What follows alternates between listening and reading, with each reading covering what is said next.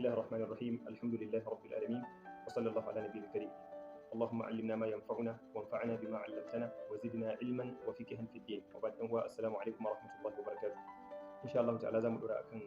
darasin mu wanda muke karanta littafin inna rabbi latif kuma wannan shine zama na hudu da izinin Allah zamu tashi daidai gabar da wato take magana akan ludufin Allah ga uwaye biyu uwa da uba wanda ce lutufullahi ta'ala bi walidain ludufin Allah tausasawarsa ga iyaye biyu uwa da uba sai bude da fadin Allah subhanahu wata'ala wa wasaina lil insani bi walidayhi husna hakika Allah subhanahu wata'ala cikin ludufinsa da tausasawarsa da jin kansa yayi wasu ci ga dan adam dangane da iyayensa biyu uwa da uba cewa ya kyautata musu ko musulmai ne ko ba musulmai ba matukan su ne suka haife shi Allah ubangiji yayi wasu ci akan dan adam haƙƙi ne na iyayensa akan sa to ya kyautata mu'amala da su me yasa hamalatu ummuhu kurhan mahaifiyarsa ta dauke shi cikin wato wahala da kunci wa wada'atuhu kurhan sannan kuma ta haife shi cikin yanayi na kunci duka dai wannan abubuwa ne wanda mun san su tun daga daukan ciki zuwa renansa har zuwa aifuwarsa wa hamluhu wa fisaluhu 30 shahran daukan cikin da kuma a yi ta ɗawainiya da shi har a haife shi a shayar da shi har a kai lokacin yaye shine fisal wato 30 shahran kimanin wata 30 kenan kamar yadda Qur'ani ya ambata mana kaga wannan fa dukkan uwa ce take wannan aikin ba ambata ko babu ko sau daya a cikin wannan aiki tun daga daukar ciki kenan wannan yake nuna cewa mai haƙƙin uwa shine yafi girma bisa ga haƙƙin uba kamar yadda hadisin manzon Allah sallallahu alaihi wasallam ya tabbatar Allah ubangiji ya bamu ikon kyautata musu Allah ya bamu ikon kula da haƙƙin su bale Allah subhanahu wataala ya ce hatta idza balaga ashuddahu har lokacin da dan adam zai kai karfinsa wa balaga 40 sanatan ya kai kimanin shekara 40 domin dan adam lokacin da ya cika shekara 40 ya gama kawo karfi ya kai cikakken karfinsa karfi na gangar jiki da karfi na kwakwalwa da dukka cikar hankalinsa ya riga da ya gama cika a wannan lokacin ya zama cikakken mutum qala rabbi auzi'ni sai kuma dan adam a lokacin ya zo yana cewa ya ubangiji auzi'ni ka bani dama an ashkura ni'mataka allati an'amta alayya wa ala walidayya ne maka godiya bisa ga ni'imar nan da kai ta a kaina kuma kai ta akan mahaifana wa an a'mala salihan tardahu sanan ubangiji ka bani dama na yi aiki na gari wanda zaka yarda da shi wa aslih li fi dhurriyyati sanan ubangiji subhanahu wataala ina roƙonka ka kuma wato gyara min a cikin zurriyata ka sa zurriyata su zama na gari inni tubtu ilaika wa inni minal muslimin ya ubangiji ni na tuba zuwa gare ka sannan ni ina cikin musulmai sai Allah ya ci gaba da cewa ulaika alladhina nataqabbalu anhum ahsana ma amilu to irin waɗannan mutanen waɗanda suke yin haka bayan sun kai wannan lokaci su koma ga Allah suna tuba suna ƙoƙarin gyara alaƙa da Allah suna komawa ga Allah to su ne waɗanda muke karɓan mafi kyawun abin da suka aikata sannan kuma wani tajawazu an sayyi'atihim sannan kuma munanan ayyukansu kuma mu yafe musu fi ashabil janna sannan kuma suna cikin wato yan aljanna gobe kiyama wa'ada sidiqi alladhi kanu yu'adun wannan alƙawari ne na Allah na gaskiya wato wanda aka kasance ana yi musu tun a duniya wallazi qala liwalidayhi amma irin mutumin da yake gaya wa iyayensa biyu uwa da uba yana ce musu uffin da kuma a Qur'ani suratul Isra Allah yana gaya mana fala wato wa qadara rabbuka alla ta'budu illa iyyahu wa bil walidayni ihsana imma yablughanna 'indaka al-kibara ahaduhuma aw kilahuma fala taqul lahumu uffin kalman uff kalma ce wacce take nuna gajiyawa da kuma fushi wato su ce kai wannan su ce kai wannan har ka nuna kaji haushi to kar kai musu haka saboda haka amma Allah yake cewa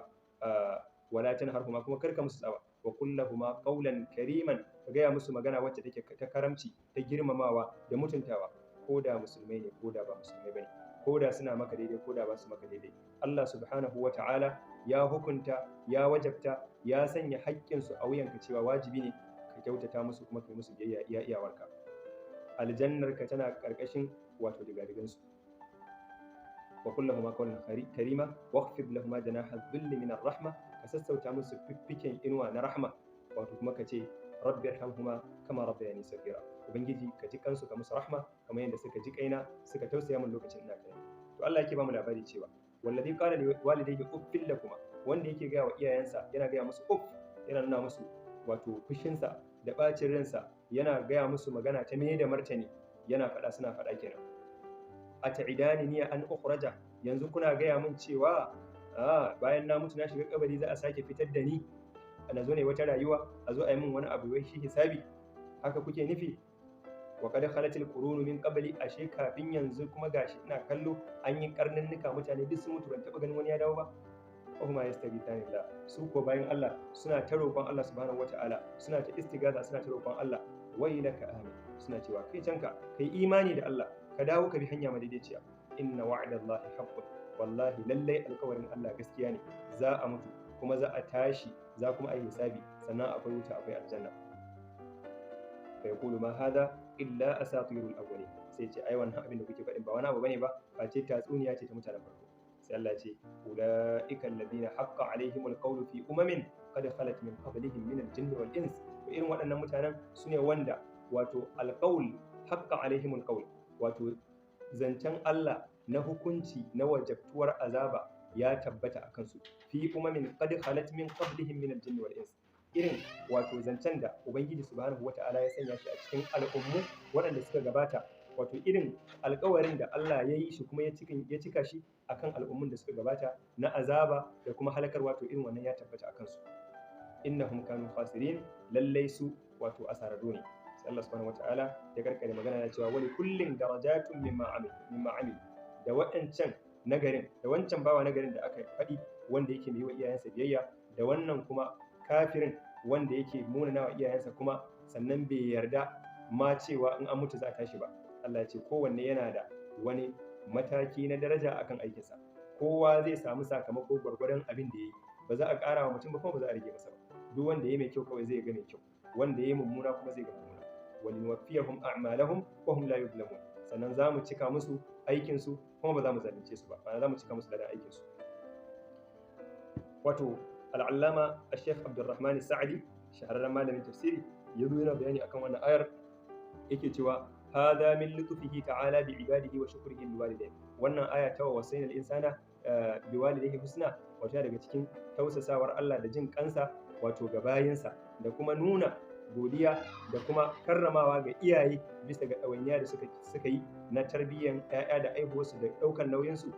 Wato sai ubangiji an wasal aulada wa ahida ilaihim, an wasal aulada wasu ci ga 'ya'ya wa ahida ilaihim, sannan ya riki alkawari zuwa gare su, an yi husinu ila walidayhim, cewa su kyautata wa iyayensu, bil qawlin latif, da magana wacce take mai taushi, wal kalamul layyin, da magana wacce take mai taushi, wa badlil mali, da kashe wa iyayensu kuɗi, wan nafaqa, da kuma ciyarwa, wa gaida zalika min wujudil ihsan, da ma wato wani haka na daga fiskoki na kyautatawa, dukkan abin da yake ɗaukar ma'anar kyautatawa to Allah yana umartar su da wannan, su kuma yi iya abin da suke iyawa. Ma'ana ismullahi latif annahu huwa alladhi yuhsinu li khalqihi wa ibadihi, wato Allah shine wanda yake kyautatawa ga halittunsa da kuma bayinsa, wa hum la ya'lamuna, alhali su ba ma su sani ba. Wa yarzuquhum min alkhairati wa mimma yashtahuna, sannan yana azurta su daga abubuwa na alkhairi, abubuwa na arziki, da kuma abubuwan ma da suke sha'awa suke kwaɗayi, duka Allah ubangiji shine yake azurta su da wannan. Ismul latif yatahammalu ma'na al-hikma, wato shi sunan Allah al-latif yana ɗaukan ma'ana ta wato hikma, wal ilmamu bi kulli al-ashiya al-amiqa, da kuma zurfin fahimta ga dukkan wasu abubuwa waɗanda suka zurfafa. To ubangiji subhanahu wata'ala wannan sunan nasa na al-latif yana nuna cewa to Allah ya san waɗannan abubuwan, duk yanda kake ganin wani abu ya yi zurfi, to Allah yana da zurfin sani da kuma cikakkiyar fahimta da cikakken sani akan wannan abu. Wal lutfu war rahma bil ibadi bi kaffati turuqi, da kuma tausasawa da jin kai ga bayi ta dukkan hanyoyi. Amma ta hasibuhu anta sulfa, abinda kake dauka kaman kicibis ne ya same ka, la huwa tadbirun min Allah, wannan yana zama wani tadbir ne, wato wani juyi ne daga Allah, wani irin tsari ne na Allah subhanahu wata'ala, wani tufan minhu, da kuma jin kai da tausasawa daga gare shi, bi annahu yuhibbuk, domin saboda yana son ka, ya juya al'amura, ya canja yanayi, wannan alkhairi ne zai same ka. Ina fatan mun fahimta. Domin su ka'idodi da ubangiji subhanahu wata'ala ya sanya duniya take tafiya a kai, waɗannan ka'idodin suna aiki ne kadai akan mu ɗan adam, amma me Allah bai sanya su dan su yi aiki akan sa ba. Allah in ya ga dama yau dinnan sai ya canja tsarin da duniya take tafiya a kai, ya zama an yi wani abu istithna'i, exceptional abu akan wani mutum ɗaya wanda Allah subhanahu wata'ala yake so. Kamar yadda Allah ya tada gajimare, ya sa mala'ika ya koro girgije, ya taho ya zo ya yi ruwa a wani wuri a gonar wani bawansa guda ɗaya, saboda yana da kyakkyawar alaƙa da ubangiji subhanahu wata'ala, wanda galibi abin da muka sani shine in za a yi ruwa ana yi ne kowa ya samu, amma me Allah bai yi niyyar ya shayar da mutanen ruwa ba, amma ga wani bawa ubangiji ya ga cewa shi wannan bawan ya ga cewa bai kamata ya hana shi ruwa ba, don haka ya tada girgije ya turo mala'iku, duk aka yi hidimar da aka yi, duk abin da aka yi saboda wannan bawan guda ɗaya, aka zo aka masa ruwa a gonarsa dan ta sha saboda matsayinsa a wurin Allah subhanahu wataala. Ina fata mun gane. Wannan shine da wannan ya kamata mu gane, wato shuhura ba komai bace ba a nan duniya. Shuhura ta gaskiya shine ya zamana an san ka a sama, mun gane, dan mutanen duniya sun san ka ba abin da za su iya maka, amma a can sama in aka san ka aka yarda da kai, to wannan kai ne celebrity. Kun ga yanzu wannan mutumin a ƙasa ba kowa bane ba, kawai common manomi ne a gonarsa wanda ba kowa ya san shi ba kowa ya damu da shi ba, amma babban mutum ne mai matsayi mai daraja a wurin Allah subhanahu wataala, ta yanda ubangiji subhanahu wataala sarkin sarakuna mahaliccin kowa da komai ya aiko da mala'ika ya koro girgije, kuma a cikin girgijen nan ana ba da umarni cewa a shayar da gonar wane. Wannan ba karamin matsayi bane ba. Ko a nan duniya yanzu da kai da abokananka ku je kawai ofis ɗin ciyaman ɗin garin ku kila ko wani ɗan majalisa, kawai ana zuwa wurin ya kama sunanka kai ɗaya, to ranar kila wuni za ka yi kana jin daɗi, to wannan ɗan uwanka ne fa mutum. Allah subhanahu wata'ala ya tado mala'iku a cikin girgije, Allah ya aiko su da sunansa, ana faɗi cewa ku shayar da gonar wani, ana faɗin sunansa. Saboda haka jama'a, man kana yuridu al-izzata falillahi al-izzatu jami'a. Duk wanda yake neman girma to ya nemi girma na wurin Allah. A san ka a duniya aikin banza ne, kila ma ya zama maka bala'i, amma ka bari ubangiji subhanahu wata'ala ka bi shi, ka yarda da shi har ya yarda da kai. Idan ubangiji ya yarda da kai to kai ka gama shan kwana, domin in aka san ka a can sama to na ƙasa bayan da suka iya. Domin lokacin da Allah ya so ka ya yarda da kai, to sai a kira mala'ika Jibril ya ce ina son wani ka so shi, to daga nan sai umarni ya sauko ƙasa. Daga nan ba yanda kuma kowa ya iya, dole sai dai kuma ya so ka. Saboda haka za ka ga baka taɓa ganin mutum ba amma kana ƙaunarsa, saboda me? Allah subhanahu wataala yana sai shi, labarinsa kawai kake ji. To wannan tsari ne na Allah subhanahu wataala, dan haka girma na wurin Allah subhanahu wataala. Qala al-allama as-sa'di, wato yatajalla ma'ana ismullahi al-latif, ma'anan sunan Allah al-latif yana bayyana, ai annahu alladhi wasala hadda ilmihi al-lutuf, wato cewa shine wanda gwargwadon ilimin sa ya kai mataki na al-lutuf, kamar yadda na faɗa da su. Al-lutuf yana ɗaukan ma'anan wanda ya san abu komai zurfi, komai ɓuyan wannan abin, komai yadda aka ɓoye wannan abin, komai zurfin wannan abin, ya san wannan abin ciki da bai, ya masa kyakkyawar fahimta, ya san gabansa da bayansa, gane ko? Saboda haka Allah ya san ka, ya san me kake yi, da kake yin abin da kake yi, ya san me kake nufi, ya san me yasa kake yi. Saboda haka idan da gaske ma kake yi ya sani, in ma ƙarya kake yi ya sani, idan abin da kake yi daidai ne ma ya sani, in ma ba daidai bane ya sani. Amma Allah bai gushe ba yana hakuri da mu, kullum muna saba masa amma yana hakuri da mu. Wato tanan al-lutuf din yake ƙara fitowa, tausasawa. Li'annahu ya'lamu al-ghaiba, wato ya san abin da yake ɓoye, wato wan nafsa, kuma ya san rai ta dan adam,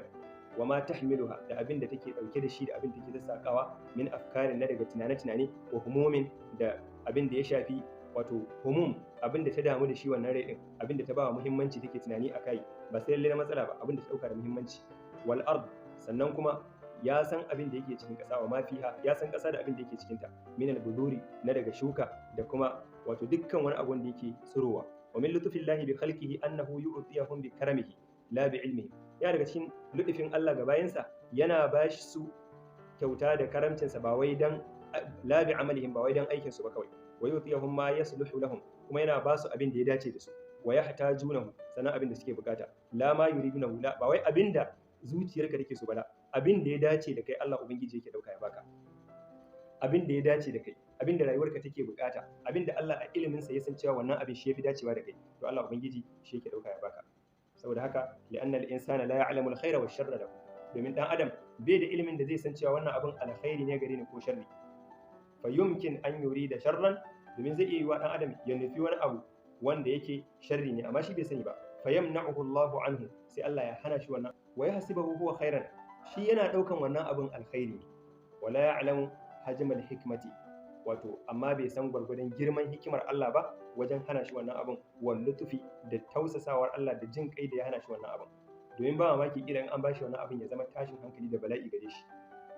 kamar masu neman mulki, kamar masu neman kuɗi, kamar masu neman jin daɗi ta kowane hali. Wa qala ta'ala fi kitabihi al-aziz, Allah ya faɗi a littafinsa mai girma, Allahu latifun bi ibadihi yarzuqu man yasha'u kuma lalle Allah shine mai tausasawa ga bayinsa yana azurta wanda ya so wa huwa al-qawiyyul aziz kuma lalle Allah mai karfi ne kuma buwai من أجمل ما سمعت للشيخ الشعراوي رحمه الله تعالى عندما تحدث عن تفسير قول الله تعالى لطيف لما يشاء wato ya daga cikin mafi kyawun abin da naji na tafsir wato daga al-Sheikh al-Mutawalli Shi'arawi tsohon wato Sheikh al-Azhar marigayi Allah ubangiji masa rahma lokacin da yake bayani dangane tafsirin aya fadin Allah latifun lima yasha Allah mai tausasawa ne ga abin da yaso suratul Yusuf inna rabbi latifun lima yasha yake ce ai latifun huwa al-mudabbiru tadbir ma yakhfash alayhi khafiyatan abadan wato ubangiji subhanahu wataala shine mai jujjuya al'amura irin jujjuyawar da bai koyuwa wato ma yakhfash alayhi khafiyatan abadan ko wato irin tafiyarwa da irin gudanarwa da administration din da babu wani abu wanda zai buya ga Allah subhanahu wataala cikin tadbirinsa da tafiyarwarsa da administration din ubangiji subhanahu wataala komai kankantar abu da ka gani ko ka sani da wanda ka sani da wanda baka sani ba da wanda ke ido ke iya gani da wanda ido baya iya gani na ruwa ko na cikin ƙasa ko na doron ƙasa ko na sararin samaniya ko na gangar jikinka wallahi duka Allah ya san da shi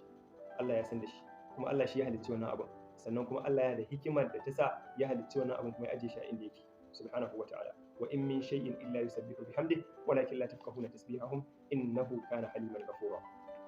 fallahu latifun bi ibadi Allah mai tausasawa ne ga bayansa rahimun bihim mai jin kai ne wato mai jin kai ne gare su ya'lamu adaqqa halihim yana sanin wato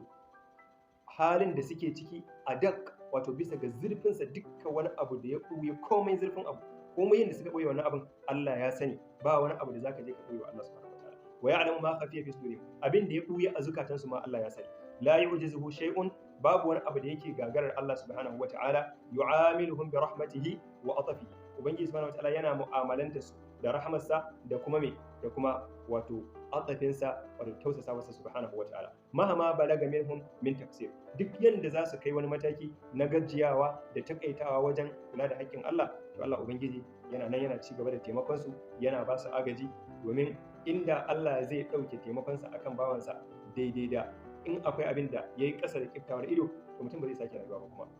domin numfashi kawai nawa kake bayarwa kake sha Allah ne kuma yake baka don ya karɓi numfashin ka kenan to irin waɗannan abubuwan suna nan da yawa waɗanda inda Allah zai kwace abinsa to shikenan babu kai kenan saboda haka inda mutum ya gane ba shi da wanda zai so ya girmama ya runguma ya makalkale sama da Allah subhanahu wataala to ita kuma wato soyayyar Allah subhanahu wata'ala ita ce bishiya ita ce tushe ita ce asalin kowace irin soyayya duk wata soyayya a duniya da ka sani wato tana yin reshe ne tana zama reshe ne daga wato soyayyar Allah subhanahu wata'ala mun gane ko daga kan soyayyar manzanni zuwa soyayyar waliyai zuwa ga soyayyar salihan bayi da sauran ɗaiɗaikun muminai to duka wannan soyayyar tana yin reshe ne daga soyayyar Allah subhanahu wata'ala domin Allah shine ya halicce mu gaba ɗaya sannan kuma shine ya sanya wannan soyayyar ta zama ibada domin Allah shine ya ce mu so su idan mun so su mun yi ibada shi kuma zai biya mu sakamako akan wannan soyayyar da muka musu saboda haka kenan soyayyar Allah subhanahu wata'ala kowace soyayya tana zama reshe ne daga soyayyar Allah dan haka mutum ya iya bakin kokarinsa ya yi kokari ya so Allah sannan kuma ya so abin da Allah yake so ya so kuma abin da Allah ubangiji ya umarce shi ya so wannan abu Allah ubangiji ya taimake mu ka so Allah ka so manzanninsa ka so mu'minai ka so salihan bayi sannan kuma in kai haka to har Allah ubangiji ya soka lokacin da Allah ya soka to shikenan kai kan ka gama tabawa kuma ka sha kwana la yu'jizuhu shay'un wani abu baya gagarar Allah yu'amiluhum bi rahmatihi wa atafihi wato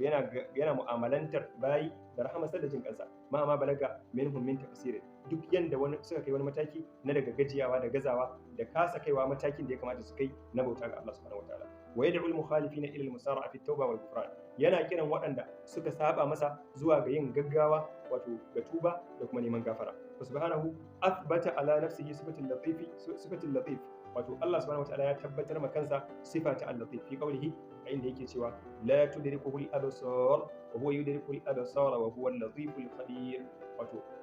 idanuwa ba su iya riskar Allah su iya ganin Allah subhanahu wataala a cikin wannan rayuwar da muke cikin duniya amma Allah shi yana riska ga wannan idanuwan da kuma masu shi ma'ana Allah yana gani kenan wa huwa al-latif Allah shine al-latif bi ibadihi ga bayansa al-khabir kuma mai bada labari bi ahwalihim da kuma halin da suke ciki istish'arul lutf wato jin filin da tausasawar Allah subhanahu wataala, filin da lutufin Allah, ma'ana mutum ya ji lutufin Allah da tare da shi. min ni'amillahi alaina istish'ar lutfillahi fi tafasili hayatina, ya daga cikin ni'mar Allah a gare mu mu rika jin cewa Allah ya yi lutufi a gare mu a cikin bangarori na rayuwar mu. An akuna mu'minan bi anna lillahi hikmatan mahma azumat fi aini adh-dhuruf, wato na kasance ina mai imani da cewa Allah subhanahu wataala yana da hikima wajen abin da yayi, duk yanda yanayi ya girmama a idona na shiga damuwa da matsala, to na ji a raina cewa akwai wata hikimar Allah da ta sa Allah ya yi haka. Mun gane ko? Hatta wa in gabat anni hadhihi al-hikma, ko da na kasa gano wace hikima ce ta sa Allah ya yi kaza. Misali, gani a cikin matsala, wace hikima ta sa Allah bai cire ni daga wannan matsalar bai banna a ciki. Akwai hikima, kuma hikiman nan ala maslahatik, Allah ya yi ne don ya taimake ka. Inda za a gaya maka wallahi in ana narkewa don jin kunya, to kila sai ka narke don jin kunya, saboda irin soyayyar da